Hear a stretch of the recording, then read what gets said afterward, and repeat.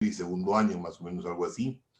El bloque que estamos hoy día es el bloque de hipertensión arterial. El bloque de hipertensión arterial tiene dos módulos. Uno es el primer módulo, que estaría dirigido netamente para los R1, en el cual nosotros vamos a abordar algunos temas básicos de lo que sería la hipertensión arterial. Hoy día nos toca la segunda exposición, ¿no? Y en el módulo 1 tenemos todos estos temas, como están viendo. Acá me traigo Evelyn. Y en el segundo módulo, en el módulo 2, que se va a dictar este año, que tendría que ser para los residentes ya de segundo o tercer año, o tercero o cuarto año, dependiendo de la universidad que estén. Como verán, el segundo módulo ya implica algunos temas un poco más avanzados, netamente dirigidos a lo que sería la nefrología. El primer módulo, cuando hemos hablado de hipertensión, tenemos los tres ponentes que estamos hablando y estamos presentes hoy día también, el doctor Rodolfo Zavala Dulce, y tengo el gusto de presentar hoy día al doctor Ardíaz Hurtado Arestegui. Por si acaso, el doctor Ardíaz Hurtado Arestegui es un médico cirujano egresado de la Unidad Peruana en Cayetano Heredia, con su especialidad en nefrología, y hizo la maestría en medicina. Es el actual jefe del servicio de nefrología del Hospital Loaiza, profesor principal de la Universidad Peruana Cayetano Heredia, y es el presidente de la Sociedad Peruana de Nefrología. El doctor nos va a deleitar hoy día con su charla, así que les pediría un voto de aplausos, pero no vamos a escucharlos, así que los dejo con el doctor para que nos deleite en el tiempo. Debo mencionar que, bueno, estos son los temas que voy a dictar, y lo que debo mencionar es que las preguntas, por favor, hágamelas, doctora Díaz, puede compartir. Las preguntas me las hacen por el chat interno, para ir escogiendo las preguntas en todo caso, o dirigir al final con alguna pregunta en forma directa si es que requiere alguna aclaración. Bien. Entonces, Boris, ¿se ve ya? Sí, comparte usted, maestro. Ya. No, ¿no está compartido todavía? No, comparte usted.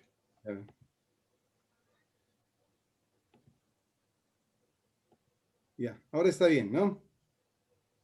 Ahí estamos con usted. Ya. Ok, bien. Todo suyo, maestro. Listo. Bien, buenas noches. Agradecerle al doctor Boris por la invitación y por coordinar esta área de la nefrología. La Sociedad Latinoamericana de Nefrología hace muchos años le agregó el tema de hipertensión al nombre, y es que la hipertensión es un área que está pues muy ligada a la nefrología, ¿no? Y entonces, bueno, yo voy a hablar, ya la semana empecé, el doctor Zavala habló de la historia natural y nosotros algunas precisiones sobre el tema, y yo voy a hablar de la patogénesis de la hipertensión esencial secundaria y los mecanismos de daño, ¿no? Como todos ustedes saben, la hipertensión arterial tiene que ver con un incremento de la resistencia vascular periférica, y en menor grado con un incremento de gasto cardíaco, o ambas.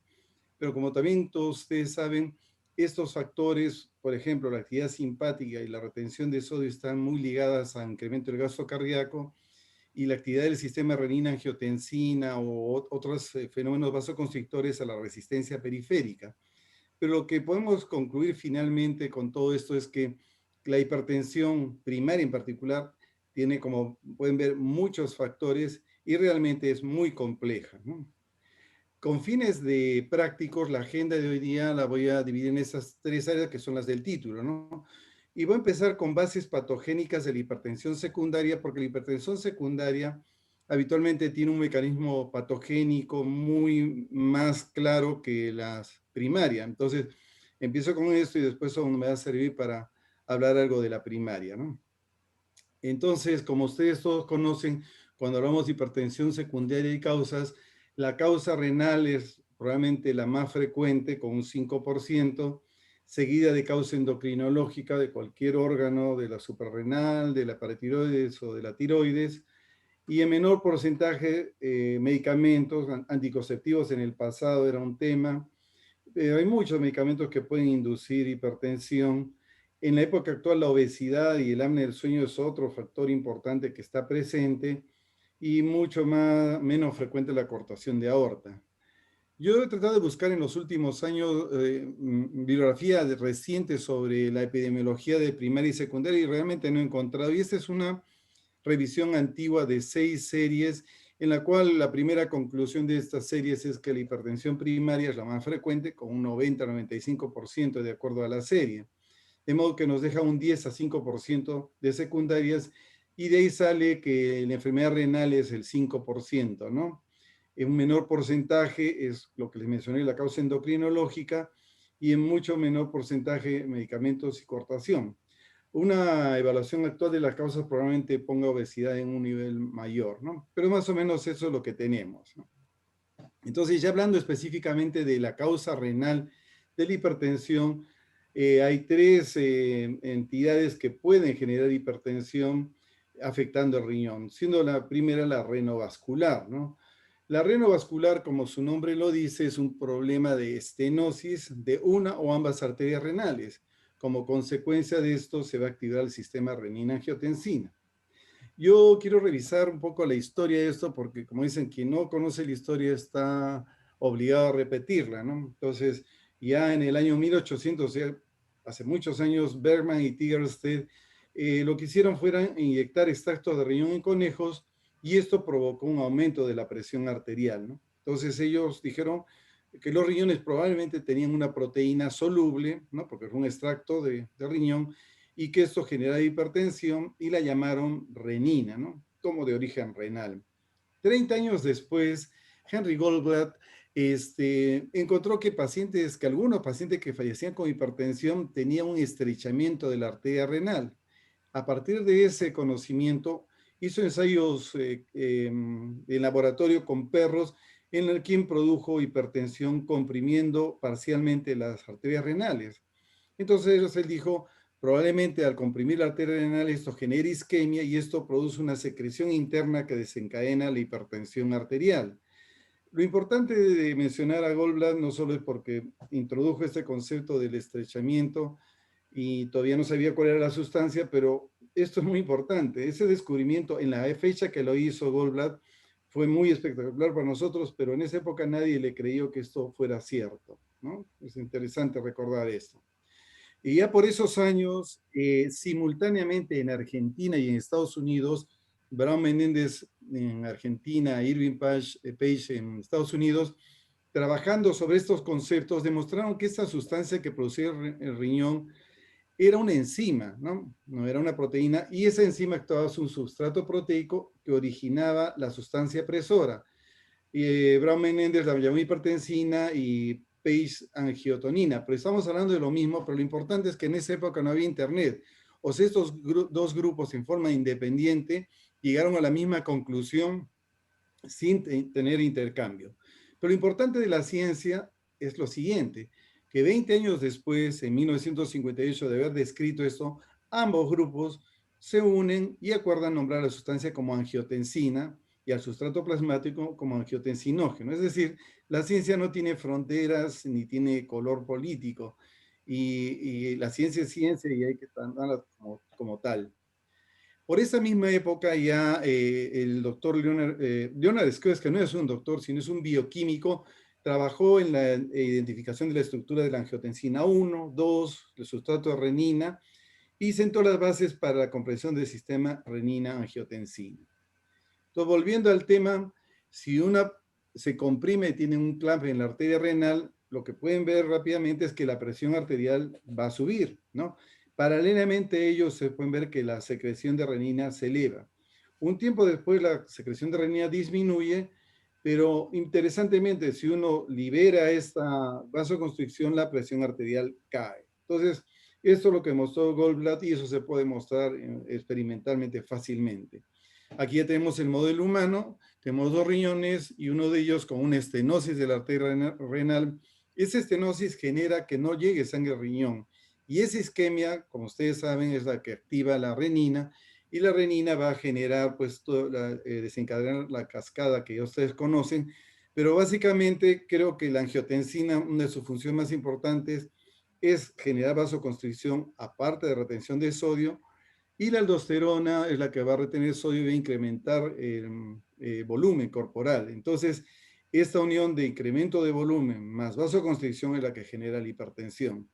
Es muy importante esto porque nos centra las bases del conocimiento de un modelo de hipertensión y es muy claro y eso está cercano a los nefrólogos. Solo para recordar, todos ustedes conocen que el angiotensinógeno es una proteína de 453 aminoácidos sintetizados por el hígado y que la renina, que es la producida por el riñón, va a clivar esta proteína y va a originar angiotensina 1, que solo son 10 aminoácidos.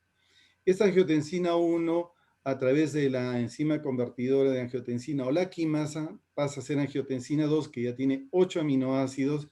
Pero si se fijan, hay otras angiotensinas, angiotensina 3 y angiotensina 1,7, que tienen 7 aminoácidos, pero con estructura diferente y con actividad diferente. Esta angiotensina 2 o angiotensina 1,7 actúa a través de receptores. Acá ustedes en la imagen, ustedes pueden ver que la renina o la prorenina actúa a través de un receptor de renina o prorenina, donde al unirse llega la angiotensina y ahí es donde se produce la producción de angiotensina 1. La angiotensina 1, a través de la enzima convertidora, que también está fijada a la pared celular, genera angiotensina 2. Y como ustedes pueden ver, hay dos receptores, el AT1, que es el malo, digamos, el que genera hipertensión, estimula proliferación celular, aumento de vasos, angiogénesis, fibrosis. Digamos, en exceso es malo.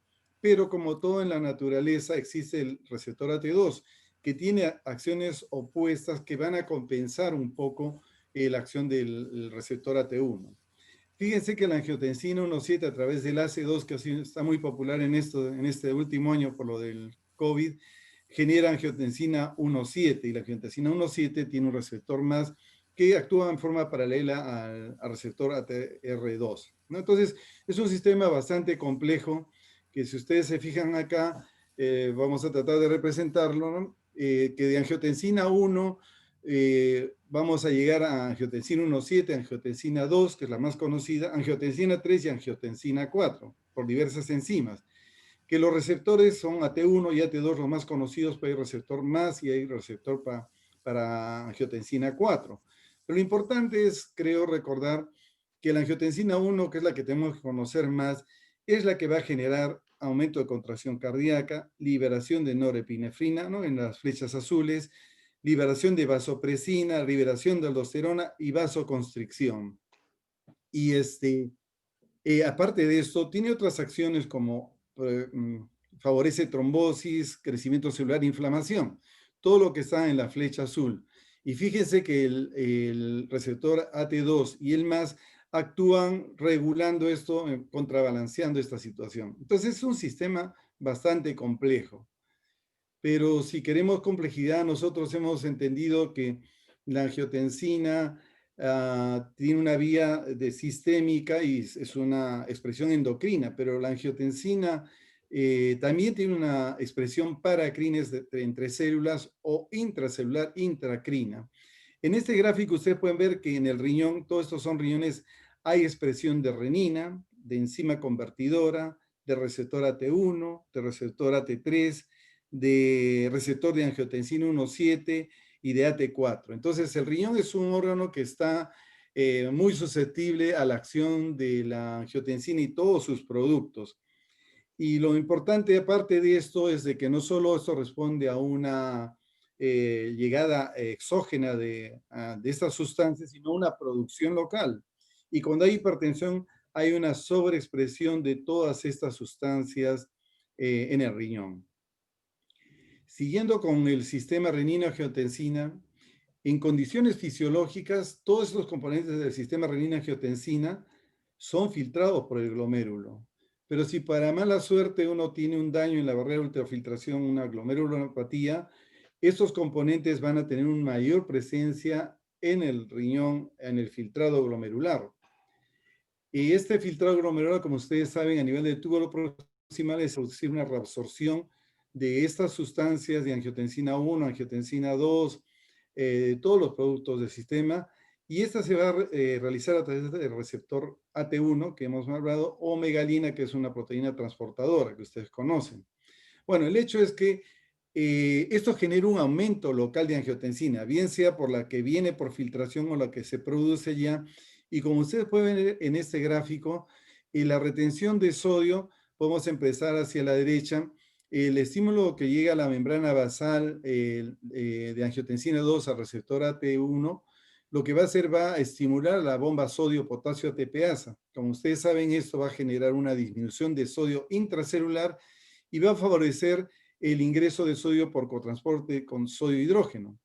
Pero la angiotensina que llega por nivel luminal también va a tener acción sobre el receptor que está en la parte luminal y a través de una proteína quinasa también va a aumentar la expresión del cotransportador sodio-hidrógeno. Entonces, el resumen final es de que la angiotensina lo que va a generar es una mayor reabsorción de sodio y obviamente si hay un mayor estímulo, pues para la producción de esta será mayor.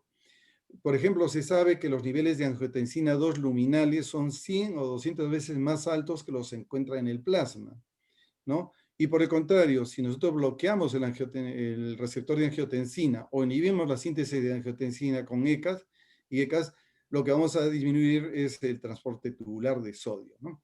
Entonces, como ven, el riñón es un órgano que pues tiene mucho que ver con todo este sistema, ¿no? Y el estenosis renal es uno de los ejemplos claros de la actividad de este sistema.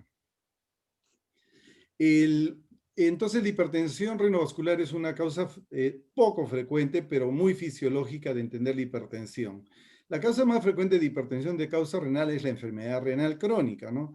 Acá ustedes pueden ver un gráfico donde se ven los niveles de filtración glomerular de 90, 60 a 89, 30 a 59 y de 29 a 15, y ustedes pueden ver en la barra morada que a medida que la función renal va disminuyendo, la prevalencia de hipertensión arterial va incrementando, ¿no? Eso es muy claro, lo cual nos lleva a decir que obviamente a mayor daño renal probablemente pues tengamos más hipertensión.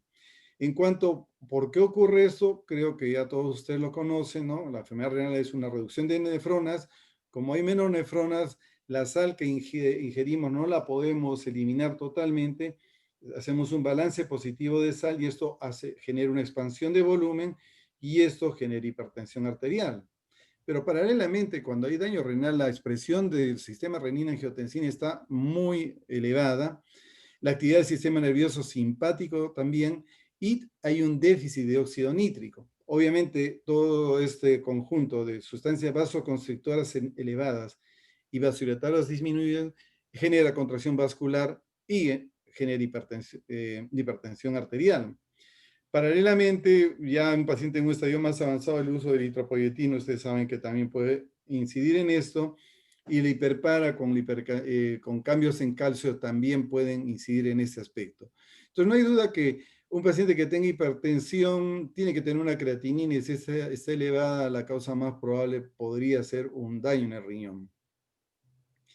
No se olviden que cuando hay un daño en el riñón, estamos hablando que hay una disminución del número de nefronas, la causa más frecuente son diabetes, hipertensión, pero el modelo, para recordarlo más, que la angiotensina que está sobreexpresada genera vasoconstricción en la arteriola eferente y por diversos mecanismos hay una dilatación de la aferente, lo cual genera una mayor filtración, un mayor trabajo del glomérulo y obviamente esto nos lleva a un incremento de la proteinuria, a una mayor reabsorción de sodio, mayor daño endotelial y fibrosis y progresión de la enfermedad renal, ¿no? Esto ya lo conocen ustedes.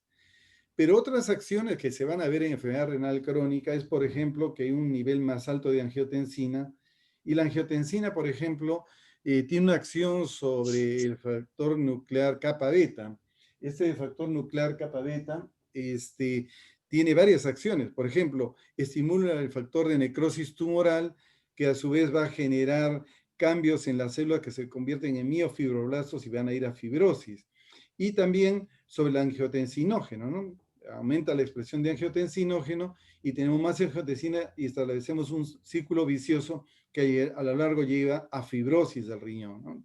Es parte de la progresión del exceso de angiotensina y del daño renal. Y si vemos otra área que también es muy importante, este receptor AT1, es la expresión de factor de crecimiento transformante beta, ¿no? Que como ven al final termina en fibrosis, pero el estímulo AT1 no solo genera eso, sino también expresa mayores moléculas de adhesión, mayor expresión de endotelina. Al final es un proceso que va dañando progresivamente al riñón y todo partiendo de la hipertensión, ¿no? Esto es muy interesante. El doctor Zavala la semana pasada nos habló mucho de la rigidez arterial, ¿no? O stiffness, ¿no? Y el modelo clásico, pues, es el paciente renal en diálisis que tiene calcificadas sus arterias. Es una muestra clara de la rigidez que se va desarrollando. Y con la rigidez arterial, como lo mencionó el doctor, se puede hablar por la presión de pulso, ¿no? La velocidad de presión de pulso. Y ustedes pueden ver acá que a medida que baja la filtración glomerular, la rigidez arterial incrementa. Entonces, es otro factor que también incide en la hipertensión en el paciente renal crónico, que probablemente es la causa más frecuente de hipertensión secundaria. Un tercer modelo de hipertensión relacional riñón es la glomerulonefritis, ¿no? Y ustedes conocen, tenemos glomerulonefritis aguda, la postestreptocócica, u otro tipo, que se caracteriza por un síndrome nefrítico, ¿no? Que es hipertensión, edema, hematuria. Entonces, la hipertensión está presente en más de 75 de los pacientes con síndrome nefrítico. Pero lo interesante es que la patogénesis de la hipertensión, en este caso, que habitualmente son gente joven o niños, no tienen los problemas que hemos mencionado, es por retención de sodio y sobrecarga de volumen. ¿Y por qué ocurre esta retención de sodio? Es por la glomerulonefritis. La inflamación glomerular probablemente mediada a través de angiotensina va a retener sodio y va a sobrecargar de volumen. Pero ustedes saben que cuando eso ocurre, el organismo lo que produce son péptidos natriuréticos para contrarrestar ese exceso de volumen. Entonces, lo que se puede mostrar en estos pacientes es que hay una resistencia relativa al péptido natriurético, ¿no? Ahí tiene un esquema en el cual el péptido natriurético es cortado a través de una corina y se une a su receptor. Y unido al receptor, que es el NPRA, lo que va a activar es GMP cíclico, ¿no?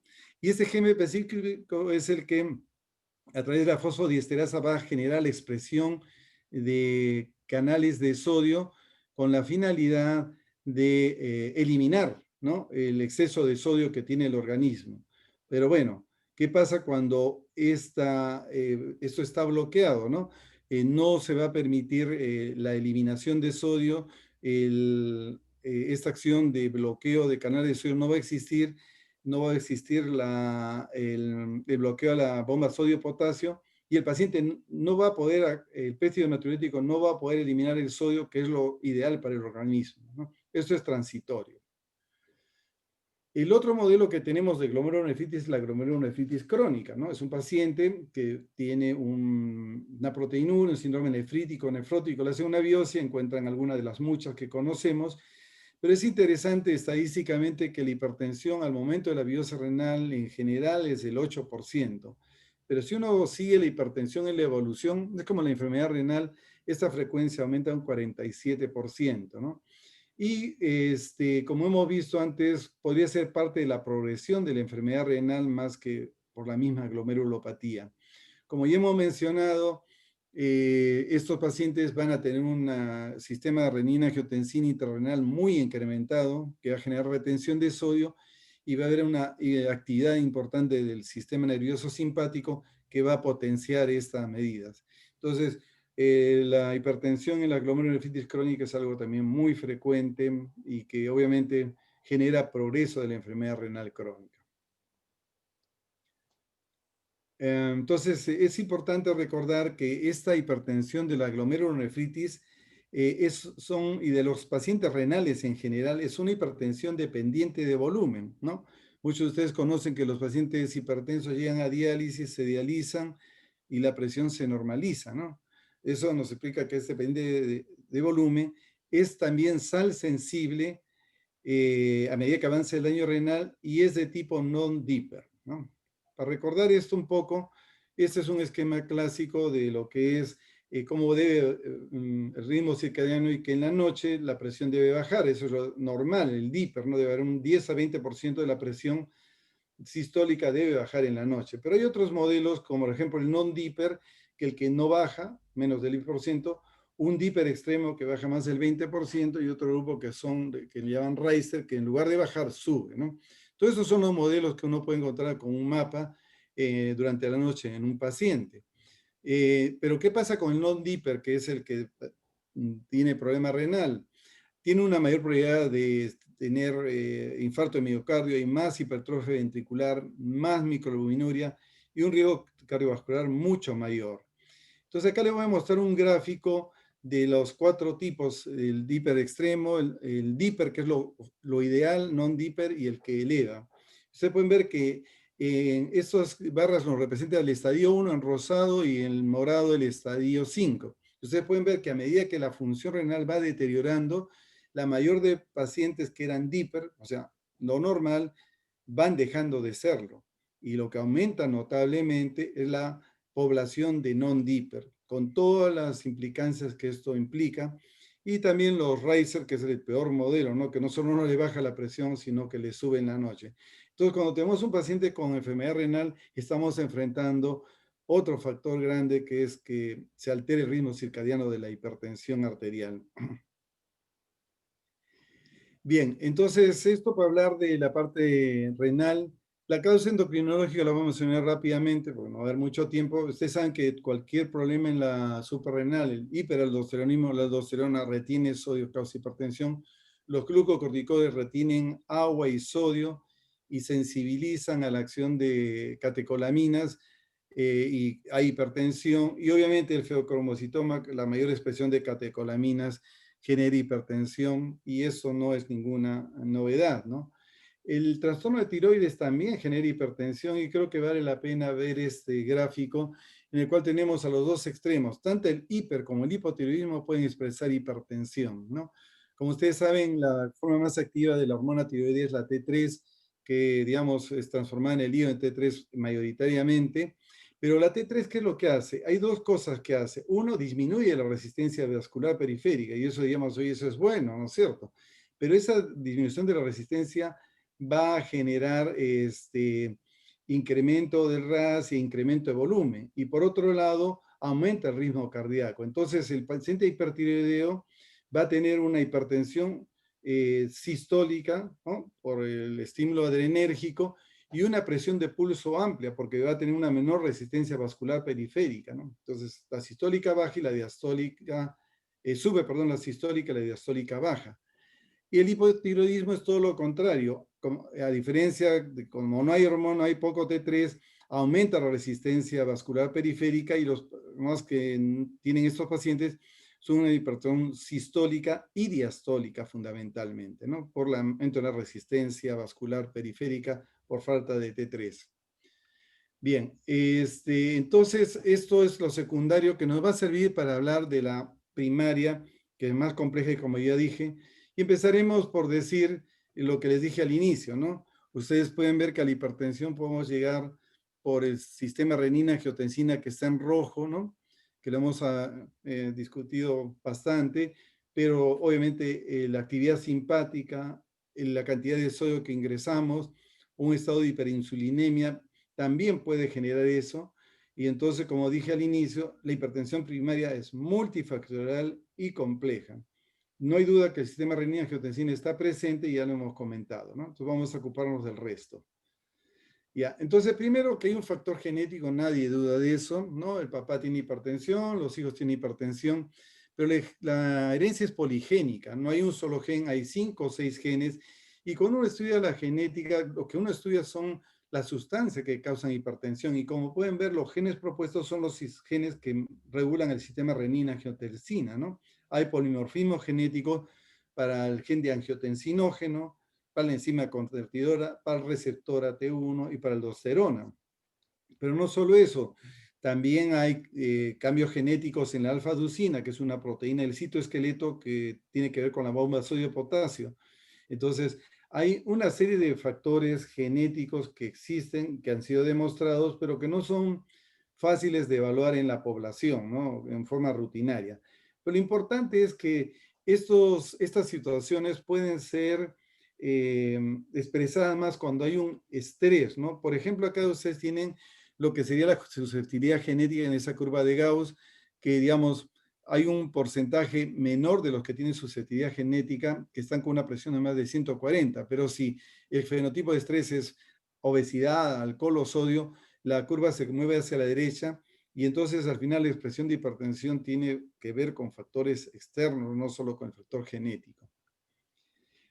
Otro aspecto importante que lo mencionó el doctor Zavala es que hay gente que nace ya predispuesta a la hipertensión y son los niños bajos peso al nacer, ¿no? El menor número de nefronas incrementa el riesgo de hipertensión y riesgo cardiovascular, eso también está demostrado. Entonces, hay un factor genético o un factor adquirido en forma prenatal que nos predispone a desarrollar esta hipertensión. Y lo más importante yo creo acá es hablar del sodio, ¿no? No hay duda que la ingesta de sodio en humanos ha cambiado, ¿no? Usted puede ver la dieta de nuestros antepasados en que la cantidad de sodio diario era de 600 miligramos o 0,6 gramos y la cantidad de potasio era 7 gramos, ¿no? Comía mucha fruta y muy poca carne, ¿no? Como es la dieta actual, bueno, ahí es americana, pero también se reproduce en nuestro medio, el sodio ha subido de 600 a 9000 miligramos y el potasio se redució a menos de la mitad. Obviamente estos cambios nos van a pasar una deuda, ¿no? Que es el desarrollo de hipertensión. Y eso es interesante porque hay estudios en grupos humanos primitivos, ¿no? En las zonas más alejadas del planeta, que como mantienen una dieta ancestral, no tienen hipertensión y con la edad tampoco se les eleva la presión. Eso también está probado. Entonces, en parte la hipertensión se debe a los cambios dietéticos que han ocurrido en nuestra vida, ¿no? Y como dicen, somos los únicos mamíferos que comemos más sodio que potasio, ¿no? Esta es una gráfica del estudio Intersal, ¿no? Es un gran estudio de hace muchos, muchos años, en la cual se midió en una serie de países la cantidad de sodio, y la cantidad de sodio se midió en la orina de 24 horas, ¿no? Y ustedes pueden ver que a medida que la cantidad de sodio en orina aumenta de 50 a 250, la prevalencia de hipertensión va subiendo en forma lineal, ¿no? Hay una clara relación. Y de todos estos centros, solo hay 4 centros que tienen un sodio menor de 100, ¿no? Que son aquellos que, poblaciones primitivas y que no muestran hipertensión con la edad ni tienen hipertensión. Y la otra cosa es que por cada 100 y el equivalente de aumento de la presión de consumo de sodio, la presión sistólica y diastólica incrementa. Entonces, esto ya era muy claro y estos son los modelos que tenemos. Si nosotros tenemos una persona normal que incrementa el sodio, tiene una dieta baja, normal o alta, ustedes pueden ver que hay un incremento leve de la presión.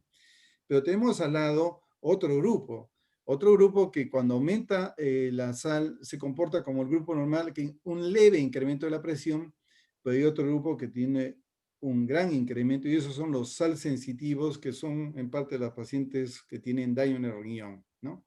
Entonces, para hablar de la sal sensibilidad, son aquellas personas que cuando disminuyen o incrementan la presión arterial en función a la cantidad de sodio de la dieta, ¿no?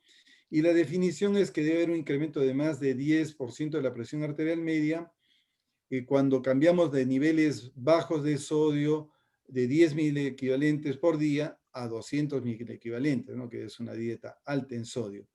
Entonces, para probar esto es un método complejo y no es práctico, pero esto es lo que se han demostrado en estudios. Entonces, acá tenemos el modelo de que cuando aumentamos la dieta, genera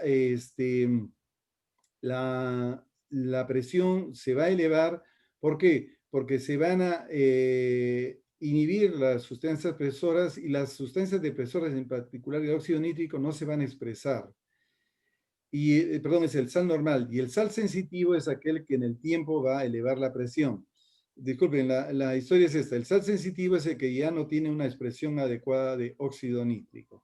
Entonces, esta población de sal sensibilidad, ¿quiénes son? La edad avanzada, con la edad aumenta la sal sensibilidad, los afroamericanos, los pacientes con daño renal, o sea, toda la población que vemos actualmente probablemente sea sal sensitiva, ¿no? ¿Y qué tienen clínicamente? Tienen microalbuminuria, son non-dippers, tienen hipertrofia ventricular y una mayor mortalidad. En laboratorio, como son dependientes de volumen, la actividad renina está disminuida a una hiperactividad del sistema nervioso simpático y hay resistencia a la insulina. Entonces, en la actualidad no se recomienda evaluar si es sensibilidad o no, sino la idea es que todo el mundo baje a sal, pero los grupos que más riesgo tienen de esa sensibilidad son, lo que les digo, diabéticos, obesos, edad avanzada es la población más susceptible. Y para entender en forma ya patogénica qué es lo que ocurre, si nosotros incrementamos la cantidad de sodio, el sodio va a expandir nuestro volumen extracelular y eso va a generar un incremento del gasto cardíaco. Pero ¿qué pasa? Simultáneamente se va a estimular el sodio va a estimular el óxido nítrico. Y el óxido nítrico, como ustedes saben, va a generar una vasodilatación, de modo que no se va a expresar ese cambio de presión arterial porque el óxido nítrico va a neutralizar este incremento del gasto cardíaco. Pero al generar esta vasodilatación, eso va a hacer que también el organismo incremente la excreción de sal, se elimina la sal y entramos en un balance. Pero ocurre que si tenemos un daño endotelial, es posible que esta expresión de óxido nítrico no se dé y más bien se exprese el factor de crecimiento transformante beta, que al final, es como ustedes pueden ver, va a generar un estrés oxidativo y esto va a generar pues la hipertensión. Entonces la pérdida de este balance es crítico para que el sodio genere la hipertensión. Y la prueba final de que esto es cierto es que cuando nosotros indicamos una dieta baja de sal, como ustedes pueden ver en la presión sistólica en la parte alta y en la baja, a menor dieta de sal de alto hacia abajo, la presión arterial disminuye. No hay ninguna duda que la reducción de sodio baja la presión.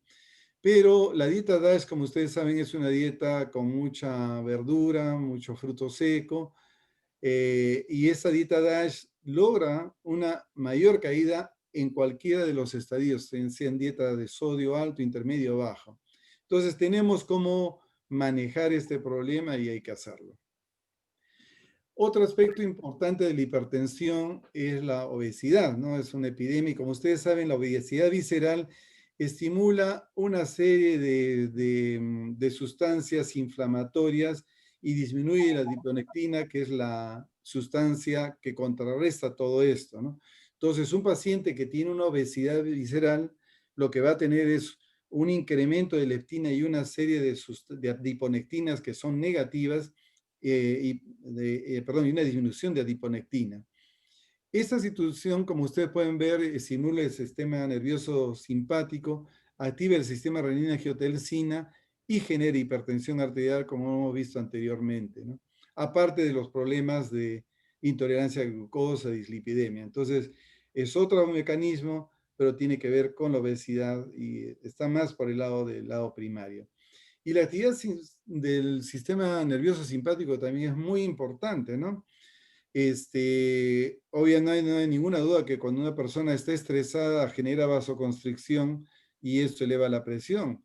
La actividad del sistema nervioso simpático afecta al riñón, incrementando la liberación de renina y disminuyendo la filtración glomerular, ¿no? Lo cual genera isquemia y esto genera un círculo vicioso que va a activar al sistema nervioso central. Entonces es un círculo vicioso que el estrés y la actividad nerviosa simpática va a afectar al riñón y va a generar ese círculo vicioso, aparte de que el corazón también va a estar involucrado.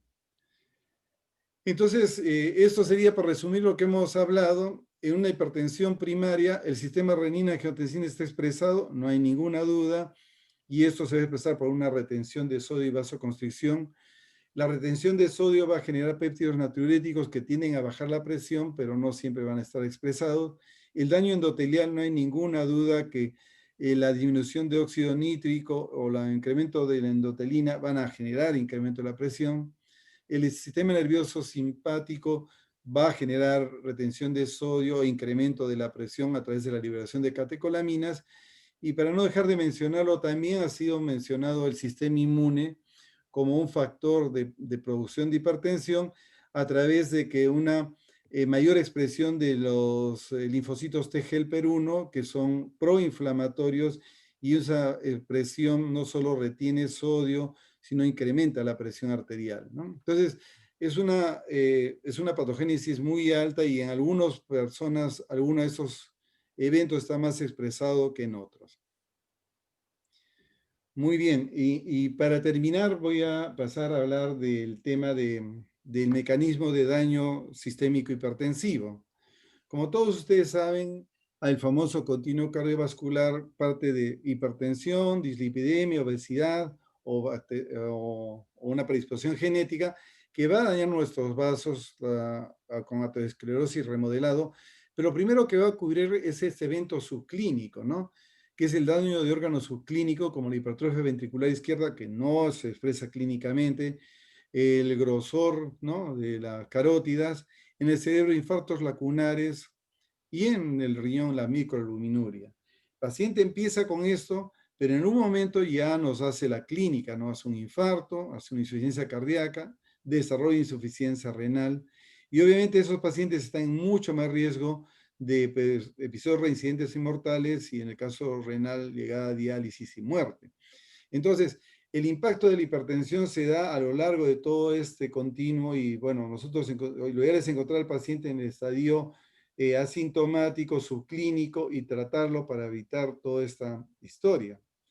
Entonces, pero específicamente la hipertensión tiene un modelo clínico, que es la nefroesclerosis, ¿no? ¿Y qué es la nefroesclerosis? Son pacientes que tienen historia familiar de hipertensión o ellos mismos tienen historia de hipertensión. En el examen clínico o con ayuda se puede ver retinopatía hipertensiva, hipertrofia ventricular, y en el laboratorio la creatinina puede estar discretamente elevada. Hay una proteinuria que no es muy grande y una microalbuminuria. Y en la ecografía podemos ver disminución del tamaño renal. Ese es el modelo de un hipertenso de larga data que llega con creatinina alta, ¿no? Y es el impacto puro de la hipertensión, que no tiene diabetes y no tiene otros factores. Si uno hace un estudio histológico, lo que va a ver es el daño vascular, engrosamiento de la media y fibrosis de la íntima. A nivel de los glómerulos va a haber esclerosis glomerular y hay también un daño de fibrosis túbulo-intersticial, ¿no? Desde un riñón terminal de un paciente con nefroesclerosis. Entonces, el impacto de tener nefroesclerosis tiene que ver con que a medida que la función renal va disminuyendo, ustedes pueden ver que el riesgo cardiovascular aumenta, ¿no? Entonces, obviamente el paciente renal a veces nunca llega a diálisis y no se muere de eventos cardiovasculares antes de llegar. Entonces, uno de los grandes impactos de la hipertensión en los pacientes renales. Y el otro es la albuminuria, ¿no? Este es un estudio de NANES en el que la albuminuria se define como, lo hacemos ahora, mayor de 30 miligramos por gramo de creatinina, y usted puede ver que la prevalencia es de 9.3 en general, pero si ustedes se fijan en el estadio de función renal, a medida que el estadio de función renal va avanzando, la prevalencia va incrementándose notablemente. Ahora, ¿por qué es importante la microalbuminuria? Ustedes saben que la macroproteinuria, que está en rojo, tiene un riesgo cardiovascular, pues, digamos, de 7 u 8 a medida que disminuye la función renal, ¿no? La microalbuminuria, aún con función renal, tiene un riesgo cardiovascular alto. Y el grupo que no tiene microalbuminuria, su riesgo cardiovascular empieza cuando la función renal está debajo de 60. Entonces, nosotros desde el punto de vista renal, el impacto lo tenemos que ver con función renal y por la aparición de microalbuminuria o proteinuria. Entonces, como conclusión, creo que la hipertensión arterial primaria es generada por factores genéticos y ambientales, que los hemos tratado de mencionar, que estos factores ambientales como la dieta, el sodio, el estrés de la vida diaria o el sobrepeso, actúan a través del sistema renina, angiotensina, aldosterona, el sistema nervioso simpático, o sustancias vasoactivas como el óxido nítrico y endotelina, que es lo que van a generar la hipertensión que tienen los pacientes, ¿no? La hipertensión secundaria, como ya hemos mencionado, tiene mecanismos patogénicos mucho más específicos y obviamente tratando la enfermedad de fondo muchas veces podemos controlar la presión en esta población. Y en cuanto al impacto, no he hablado del corazón y otros órganos, nos hemos centrado en el riñón. Si queremos ver el daño, el impacto de la hipertensión, tenemos que ver la microalbuminuria y la disminución de la función renal como factores de daño renal y que ponen al paciente en alto riesgo cardiovascular. Muy bien, creo que eso es todo. Boris. Doctora Díaz, gracias por su exposición. Como decía al comienzo, nos ha usted deleitado con su charla. Y entonces, si los chicos tienen algunas preguntas, no me llegó ninguna pregunta a través del chat. De repente, doctor, si deja de compartir la pantalla, podemos hacer un poco de comparativo de todo. ¿Ya? Perfecto, acá los tenemos ahí. Creo que tengo algunos nombres conocidos. Quizás tienen alguna pregunta, alguien puede levantar la mano o de frente opinar.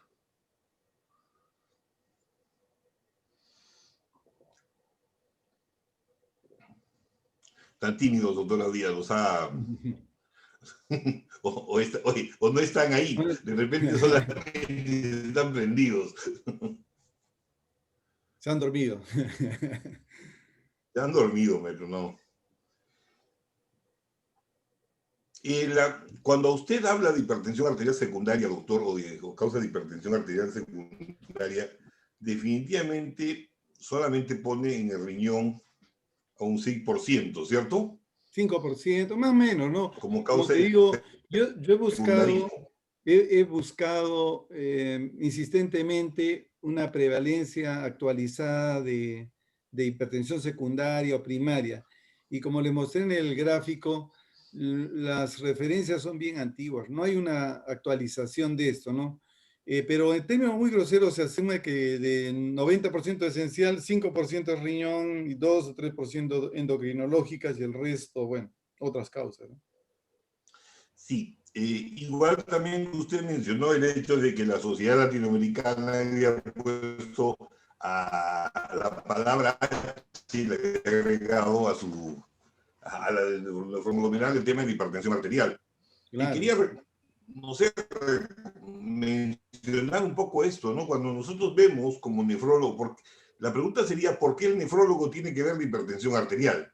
No sé, de repente usted me puede hacer una respuesta a eso, ¿no? Claro, o sea, mira, yo tengo la impresión que como nefrólogos conocemos el riñón y el sistema renina-angiotensina es algo que el nefrólogo inevitablemente tiene que conocer, ¿no? ¿Por qué? Porque es parte de lo que es el funcionamiento del riñón. El riñón secreta renina. Entonces, somos lo que tenemos un menor conocimiento fisiopatológico de los eventos de hipertensión. Los cardiólogos se centran en daños, básicamente, en hipertrofia, engrosamiento, pero la fisiopatología es muy poco, y además que el corazón no ofrece nada. Entonces, ¿quién más? Los endocrinólogos se dedican a sus áreas, ¿no? Entonces, ¿quién sería? Un internista muy aficionado. Entonces, bueno, en el Perú no hay hipertensiólogos, ¿no? Entonces, al no haber hipertensiólogos, yo creo que los nefrólogos somos los que mejor podemos entender los mecanismos patogénicos y que por eso es que tenemos que estar involucrados en el manejo de estos pacientes, ¿no? Ahora, obviamente, como tú siempre dices, nosotros lo vemos ya cuando están ya para entrar a diálisis, ¿no? Pero yo creo que los nefrólogos, por nuestra formación, somos los que estamos en mejor capacidad de entender todos estos mecanismos, tanto moleculares como de orden endocrino que tiene el sistema renina-angiotensina y aldosterona, ¿no? Creo que esa es la razón. Sí, de repente añadir que, como usted lo ha dicho, nosotros vemos a los pacientes renales y cuando vemos lo que nosotros, a los nefrólogos se los conoce como netamente como si manejamos solamente diálisis, y cuando vemos diálisis, el 90% de nuestros pacientes están con hipertensión, ¿no? O están por la hipertensión en diálisis. Entonces, les comento, chicos, que si nosotros evitamos, ¿no? La mejor forma de evitar que entren pacientes a diálisis o que aumenten las cifras de pacientes en diálisis va a ser controlando la hipertensión desde sus inicios, ¿no? Entonces, por lo tanto, hay que conocer bastante el tema de la fisiopatología y los mecanismos y el control, la prevención primaria y secundaria de la hipertensión arterial y no dedicarnos a tratar el daño del órgano ya provocado por la hipertensión. ¿Preguntas, chicos? Bueno, parece que no hay. Doctora Díaz, muy agradecido, de verdad, nos ha deleitado con su charla. Las preguntas, en todo caso, deseen, me la van a mandar a la página de la sociedad y nosotros podemos responder en el tercer bloque. El tercer bloque es el jueves a las 8 de la noche para hablar un poco más de cifras un poquito más claras. Doctora Díaz, muy agradecidos, chicos, gracias por acompañarnos. Buenas noches. Chao, Melissa.